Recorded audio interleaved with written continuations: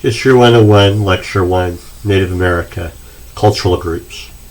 In this section, we're going to review different Native American cultural groups.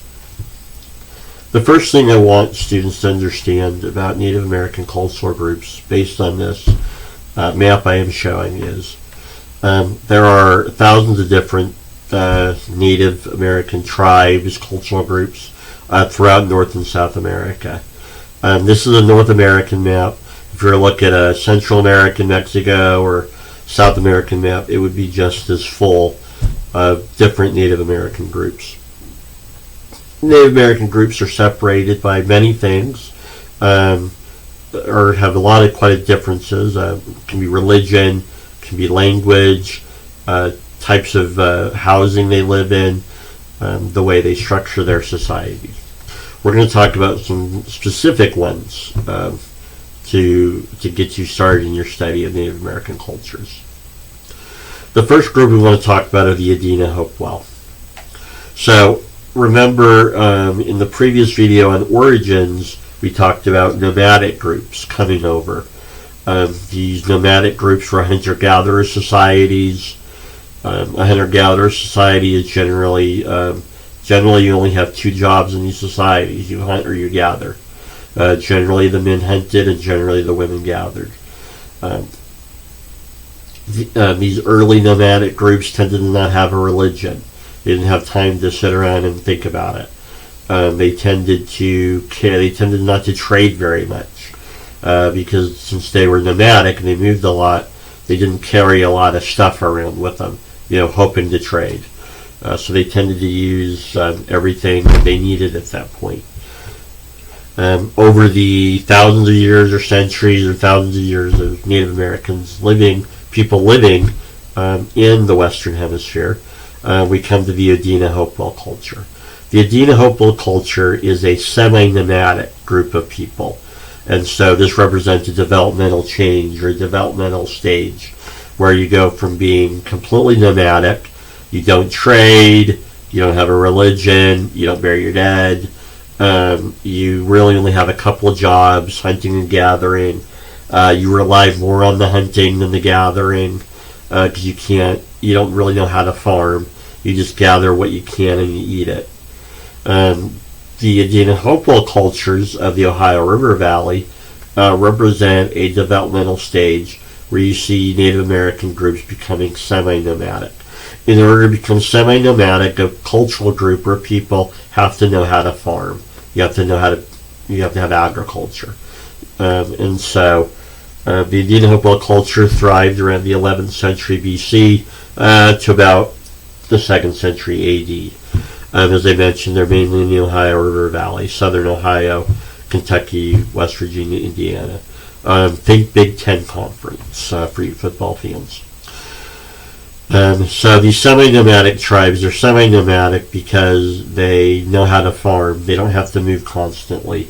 They can stay in one place and grow enough food, in this case things like squash and sunflower, to grow some food and eat it. They still hunt, but instead of following your food constantly, you send out hunting parties and you go to the food and you get it. Another developmental stage for the Adena Hopewell culture is this idea of building monumental architecture or mounds. The nomadic tribes of the last ice age, they didn't really, from what we can tell, they didn't really build anything of monumental status, meaning if anything they built was they needed it at the moment, wasn't meant to really signify anything other than we need it right this second. The Adena Hopewell culture have developed this mound building. They're called mound builders. They build mounds to bury their dead, mark their territory. The archaeologists have found symbols in these mounds, and so argue about what those symbols mean. If you're an Ancient Aliens fan, some of the mounds are made, they're only seen from space, so they must have seen it. But anyways, that's for my Ancient Aliens fans out there. But Anyways, and so you have these mounds built in the earth, and so historians or archaeologists kind of debate about what they're used for. The most famous mound in the Ohio area is the Snake Mound. I did not put a picture up for you. You can Google just Google Snake Mound in Ohio. It's about a quarter of a mile long, winding snake through the earth. And so there's some significance to this that historians argue about. The Adena and Hopewell cultures don't exist as the specific cultures anymore. They've developed into the dozens of Native American tribes in the Ohio River Valley that we know today. Also, the Adena Hopewell name, we don't know the name of the culture, we don't know what they called themselves. They didn't leave any written records, and so they're called Adena Hopewell. That's an archaeological device. We've got to name them something. We don't know what they called themselves, so you do that. So we've named them that. If we go back in time to them and ask them what they said, they'd probably say something else.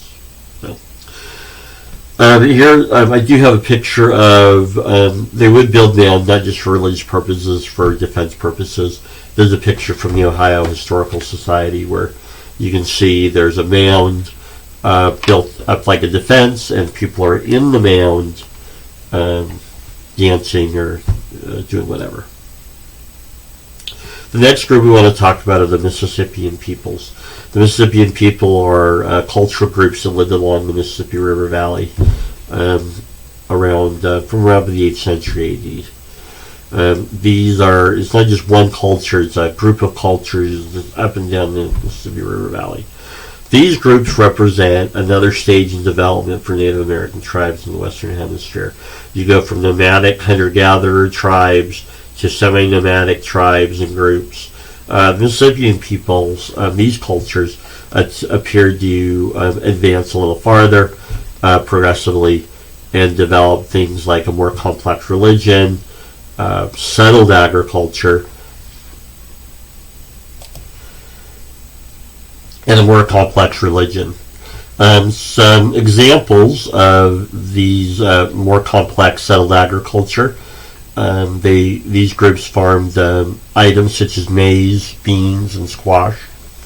Probably the most famous example of settled agriculture in village is in the St. Louis region called Cahokia, Cahokia, Cahokia. It is a large archaeological site. Historians estimate, 10,000, 12,000 people could have been there. I have seen historical arguments for larger. I'm going with 10 to 12,000. But there is a range of how many people may have lived in this region. There is some suggestion that the Cahokia mounds were less a place of settlement and more for a center of a trade and religion, where people from surrounding areas came to conduct government business or religious ceremonies, and also to trade. These Mississippian peoples are known to have extensive trading networks throughout North America. There is some archaeological evidence, and people even archaeologists arguing, some of these Mississippian people could have had contact with Mexican cultures, what's today Mexican Native American cultures, such as the Aztec. There's evidence of items native to the Gulf Coast region, the St. Lawrence Seaway in Canada, and all over the American Southwest and Mississippi region. The best evidence for a connection or some interaction between Native American groups in the Mississippi River region and the Aztec, some archaeologists see a connection with the religion. Some of these Mississippian people may have practiced human sacrifice. And have developed some ideas of small-scale temple building, which is a significant part of Aztec and Mexican Native American cultures. And so that's the best evidence for that. Next, Southwestern tribes, since we are in Las Vegas, Nevada. More important to us, specifically our region, Southwest tribes. Probably the most famous ancient Southwest American native tribe would be the Anasazi. Anasazi is a Navajo word for ancient people or ancient enemies, depending on how you translate it. The Anasazi are what the Navajo called them. When Europeans got to the area, they went with Europeans went with what the Navajo called those people. Europeans asked the Navajo, "Hey, there's these buildings in the cliffs. Do you Navajo people live there?" And they're like, "No, those are the Anasazi, the ancient people or ancient enemies, or depending on how you interpret it." The Anasazi are most famous for living in cliff dwellings in Arizona, northern Arizona, and northern New Mexico. There is here in Nevada. There is an Anasazi archaeological site in the Lake Mead, Colorado River area. So there's some evidence that there's some Anasazi habitation in the Muddy River Valley area and the Colorado River area. Another interesting things about these southwestern tribes is the idea that they developed irrigation techniques. They had settled agriculture and knew how to irrigate their crops. That is a big technological development. If you're going to have human beings living in an area with scarce water, the ability to save that water and then use that water to plant your crops, definitely a big technological development. Southwestern religion is interesting for the use of peyote.